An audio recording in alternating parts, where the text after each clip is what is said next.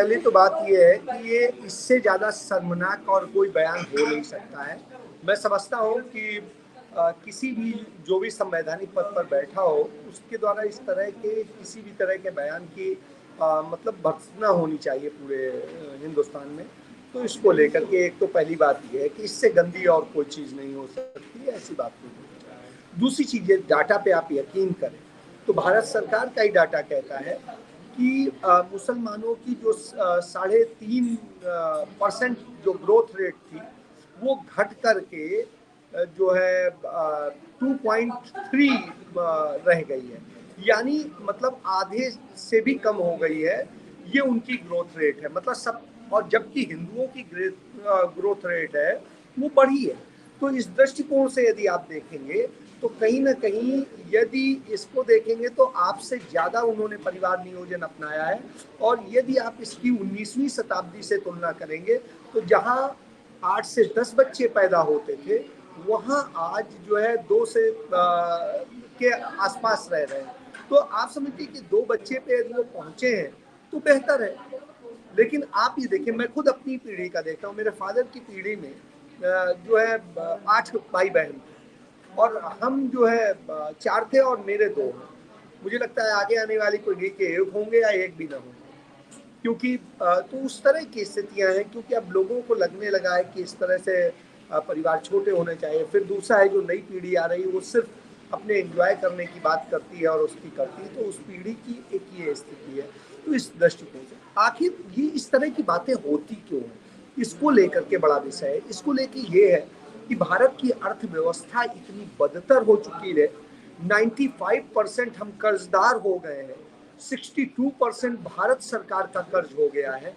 आप एक चीज समझिए कि ऐसी स्थिति में जो आने वाली पीढ़ी है हमारे देश की, वो कितनी बुरी स्थिति में जाएगी। जो नए बच्चे तैयार हो रहे हैं, जिनके माँ बाप ये सोच के तैयार कर रहे हैं कि भविष्य में मेरे बच्चे जाके क्या करेंगे, आप ये समझ लीजिए कि उस समय ये स्थिति आने वाली है कि वो बच्चे इस बात के लिए परेशान होंगे कि हम क्या करें। शायद यही वजह है कि सुप्रीम कोर्ट ने वैश्यावृत्ति को विधिक बना दिया है, वैध कर दिया है। तो आप समझ लीजिए कि आने वाले वक्त में क्या होने जा रहा है। आगे आने वाली पीढ़ी जो है कितनी बर्बादी में जा रही है। देखिए, भारत सरकार में आप सिर्फ एक छोटा सा बैंक का डाटा लें, जो बैंकें 2014-15 के वित्तीय सत्र में 34,000 करोड़ रुपए से अधिक की, राउंड फिगर में बात करें तो 35,000 करोड़ के प्रॉफिट में थी, वो आज 1.5 लाख करोड़ के घाटे पर। और बैंकों में जो है करीब 60,000 नौकरियां खत्म हो गई। तो ये सरकारी बैंकों का है। इसके अलावा यदि आप बात करेंगे सिर्फ स्टेट बैंक ऑफ इंडिया की, इस देश में 24,000 कुछ ब्रांचेज हैं, जबकि पूरे हिंदुस्तान में जो प्राइवेट बैंक की टोटल, सारी प्राइवेट बैंक की जो ब्रांचेज हैं वो टोटल 28,000।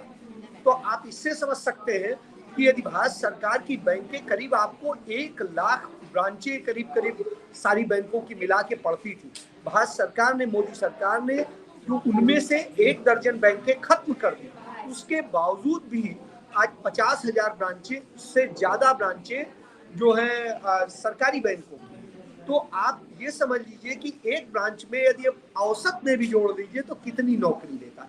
इसके बाद पीएसयूज में हमारे यहाँ 2.5 लाख के करीब रोजगार होता था, आज हमारे यहाँ पीएसयू खत्म करके आज 34,000 का रोजगार रह गया है। आप समझ सकते हैं कि किस पोजीशन में जा रहा है। तो गवर्नमेंट सेक्टर का ये सारा जितने थे सेक्टर्स, उनमें रोजगार जा रहा है। अभी बीएसएनएल बिकने को है, एलआईसी बिकने को है, दूसरी ओर बिकने को, और भारत सरकार की जो नई पॉलिसी आ रही है उसमें सारी बैंकों को बेच देने का है। ये शायद इसी मानसून सत्र में इसका बजट का में आ जाएगा। तो आप ये समझिए इन सब से आपका ध्यान हटाया जाए, इसलिए जाति और धर्म की बात की जाती है, इसलिए इन चीजों को भड़काया जाता है। और शायद यही वजह है कि इस सरकार को बुद्धिजीवी और विद्वान लोग या ज्ञानी लोग नहीं पसंद है। उन्हें वही चाहिए, वो कहते हैं ना, प्रधानमंत्री ने जब परसों वाराणसी में थे तो उन्होंने यही बात कही कि हमें स्किल वाले लोग चाहिए, हमें डिग्री वाले नहीं चाहिए। अब क्यों? क्योंकि जो विद्वान होगा वो सवाल करेगा, जो जिसको नॉलेज होगा वो सवाल करेगा, जिसको कुछ नहीं है, जो जाहिल है, जो सिर्फ प्लम्बर बनने निकला है, कुछ और बनने निकला है या कोई नौकरी के लिए निकला है, तो उसको क्या फर्क पड़ता है कि देश कहाँ जा रहा है, कैसे जा रहा है, क्योंकि उसको तो इसी से मतलब है क्या हमारी रोटी चल रही है, हमारा वो चल रहा है। वो ये भी नहीं सोचता है कि आने वाली पीढ़ी का क्या होगा। आज हमारे बच्चे हैं, हमारी बेटियां हैं, शायद कल के दिन वो वैश्या बनी घूम रही हो और शायद कहीं ग्राहक ढूंढ रही हो।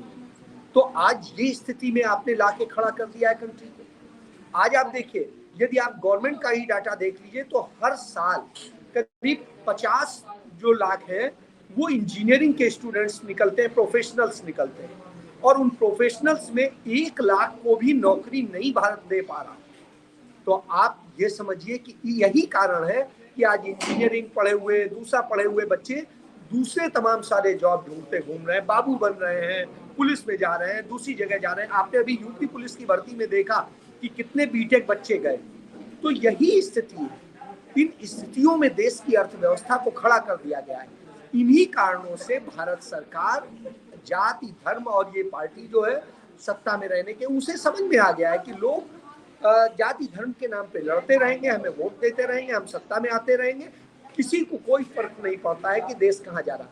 जब बर्बादी में पहुंच जाएंगे, आप श्रीलंका से भी बुरी स्थिति में पहुंचेंगे, तब आपको पता चलेगा। क्योंकि श्रीलंका की स्थिति खराब होने में तो वक्त लगा था, आपके में वक्त नहीं लगेगा, क्योंकि आप 95% कर्जदार ऑलरेडी हो चुके हैं। आपकी जो महंगाई दर है जो देश की, वो 16% पहुंच चुकी है।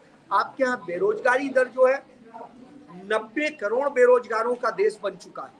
जिस देश में 90 करोड़ लोग बेरोजगार हो, आप समझिए दुनिया के सबसे बड़े बेरोजगार देश आपके यहाँ 46 करोड़ युवा जो है नौकरी खोजना बंद कर चुका है, क्योंकि अब वो जान चुका है कि कहीं कुछ मिलना नहीं।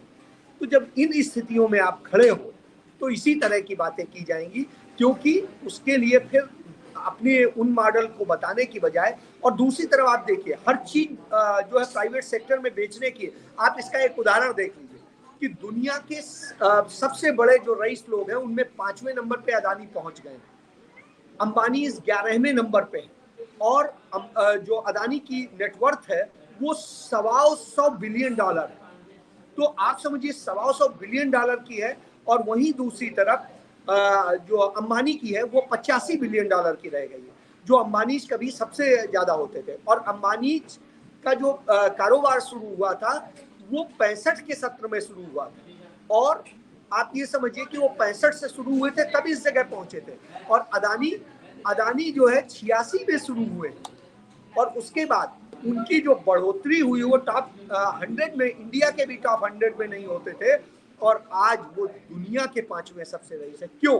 2014 के बाद जो उनकी नेटवर्थ बढ़ी है उसके कारण। तो गवर्नमेंट जो है अपनी सारी चीजें वैध अवैध तरीके से जिस तरह बेच रही है और सारी चीजें बर्बाद कर रही है, उसी का नतीजा है कि ऐसे पूंजीपति बढ़ रहे हैं। और आप एक चीज समझिए, 2014 का एक आंकड़ा देख लीजिए कि इस देश की जो 1% लोग थे जिनके पास में 22% एसेट थे, और आज क्या स्थिति है, 0.01% के पास में देश का 52% एसेट है। मतलब हिंदुस्तान का 52% सारी संपत्तियां, पैसा सिर्फ जो है 0.01% लोगों के पास पहुंच गया है, और अदर्स में पूरा 136 लाख 136 करोड़ पॉपुलेशन है वो मौजूद है।